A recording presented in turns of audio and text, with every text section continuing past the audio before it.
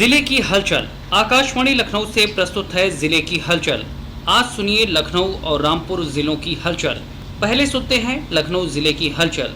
आलेख और स्वर है शशांक मणि त्रिपाठी का। बीते दिनों हुए लोकसभा चुनाव में लखनऊ सीट पर भाजपा के राजनाथ सिंह ने रविदास मेहरोत्रा को 1,35,159 वोटों के अंतर से हरा दिया। राजनाथ सिंह को यहां कुल 6,12,709 वोट मिले। वहीं सपा के रविदास मेहरोत्रा को कुल 4,77,550 वोट मिले। इस सीट पर पांचवें चरण में 20 मई को वोटिंग हुई थी, जिसमें कुल 52.23% वोट पड़े थे।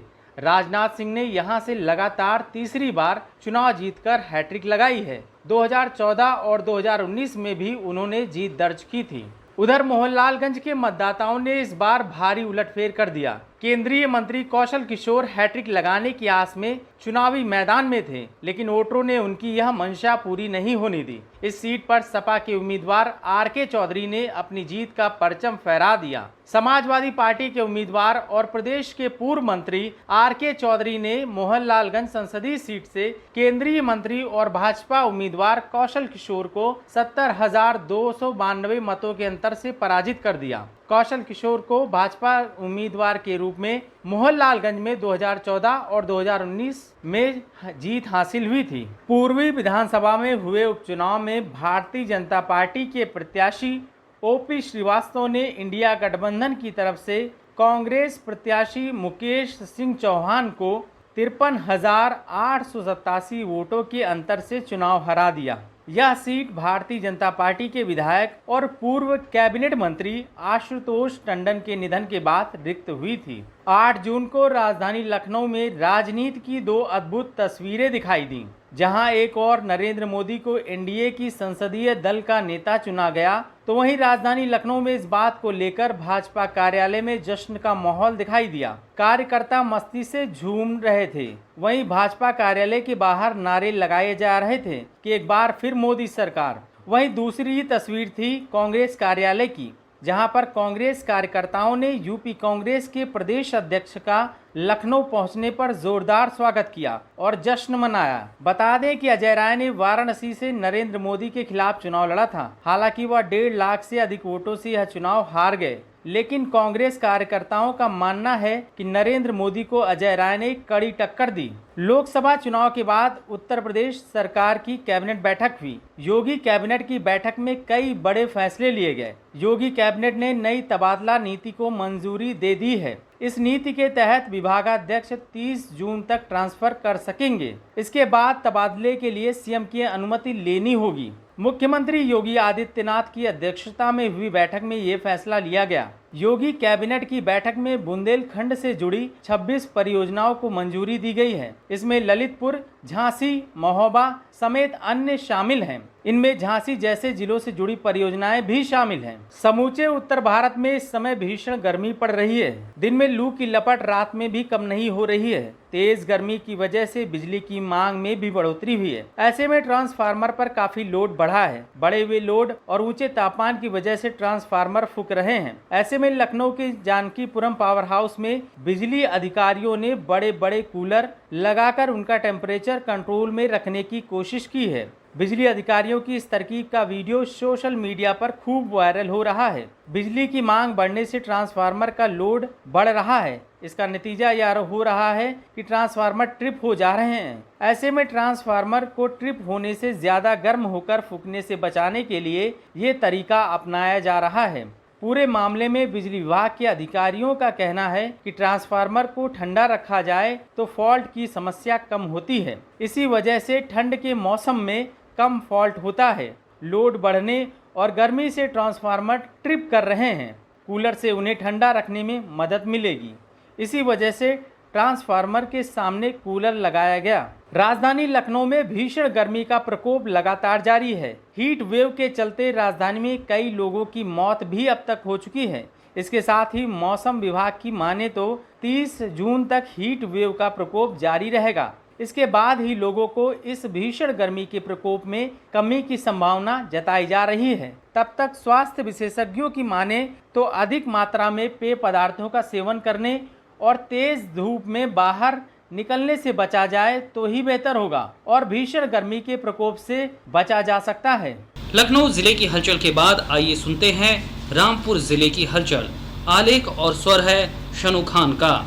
जिले में सपा के प्रत्याशी मोहिबुल्लाह नदवी ने लोकसभा चुनाव में जीत का परचम लहराया। सपा प्रत्याशी मोहिबुल्लाह नदवी ने 87,434 वोट के अंतर से भाजपा के प्रत्याशी घनश्याम सिंह लोधी को हराया। मोहिबुल्लाह नदवी को कुल 4,81,503 वोट मिले। रामपुर लोकसभा क्षेत्र में करीब 17 लाख मतदाता हैं। जिले में 55.75% मतदान हुआ था। जिले में 9,66,384 मतदाताओं ने मतदान किया था। वर्ष 2022 में हुए उपचुनाव में भाजपा के घनश्याम सिंह लोधी ने जीत दर्ज की थी। अब सपा के प्रत्याशी ने भाजपा के घनश्याम सिंह लोधी को मात दी है। बसपा प्रत्याशी जीशान खान को 79,692, माइनॉरिटी डेमोक्रेटिक पार्टी के प्रत्याशी अरशद वारसी 2,927, निर्दलीय महमूद प्राचा को 2,759, शिव प्रसाद को 1,476 वोट मिले। वहीं मतदाताओं ने नोटा को भी जमकर वोट दिए। नोटा को 5,653 वोट मिले।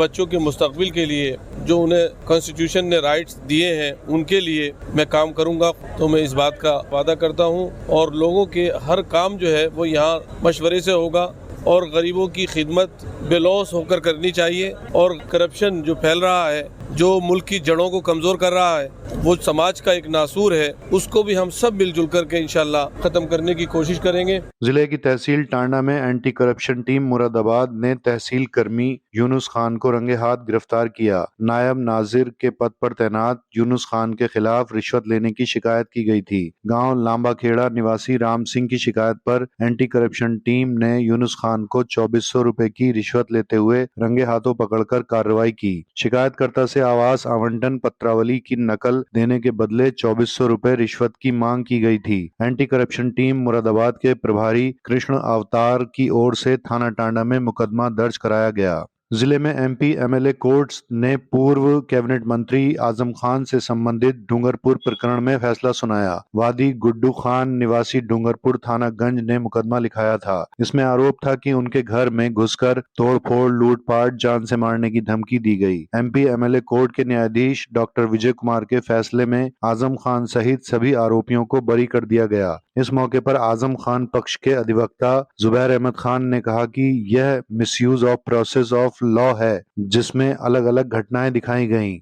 रामपुर के ऐसे अनगिनत शहीद हैं जिन्होंने देश की आजादी और सुरक्षा के लिए अपनी जान की कुर्बानी दे दी। इनमें रामपुर के major Khawar Shahid Baljit Singh, major Abdul Rafe Khan, Shyamlal, colonel Yunus Khan, Naik Jeet Singh, Lakhwant Singh, Ranjit Singh, सिपाही शिवचरण, दर्शन सिंह, मुकेश बाबू जैसे कई नाम हैं। रामपुर की धरती पर जन्मे ऐसे जियालों की स्मृति में एक प्रदर्शनी का आयोजन किया जा रहा है। ऐसे जिले के रणबांकुरों की याद में शहीद स्मृति प्रदर्शनी का आयोजन हस्तशिल्प कला केंद्र पहाड़ी चौराहे के पास किया जा रहा है। जिले में KP Singh memorial cricket tournament का आयोजन किया जा रहा है। इसमें रामपुर, मुरादाबाद, अमरोहा, रुद्रपुर समेत 16 टीमें प्रतिभाग कर रही हैं। जिले के थाना सिविल लाइंस प्रभारी अजय मिश्रा रात्रि गश्त पर थे। इस दौरान नेशनल हाईवे 24 से जुड़े संपर्क मार्ग से आगे आश्रम पद्धति स्कूल के पास जंगल में आधी रात को 2 साल का मासूम लावारिस हालत में मिला। शहर विधायक आकाश सक्सेना हनी को लावारिस हालत में मासूम के मिलने की खबर मिली तो वह भी रात में ही थाने पहुंच गए। इसके बाद बच्चे को चाइल्ड लाइन ले जाया गया। वहां कोई कर्मचारी मौजूद नहीं था। उन्होंने अपने सहयोगी से जिला प्रोबेशन अधिकारी लवकुश भार्गव को फोन मिलवाया। करीब 20-25 कॉल के बाद भी डीपीओ ने कोई जवाब नहीं दिया। शहर विधायक आकाश सक्सेना की शिकायत के बाद डीएम जोगेंद्र सिंह ने लवकुश भार्गव से चमरौआ खंड विकास अधिकारी का चार्ज वापस ले लिया है।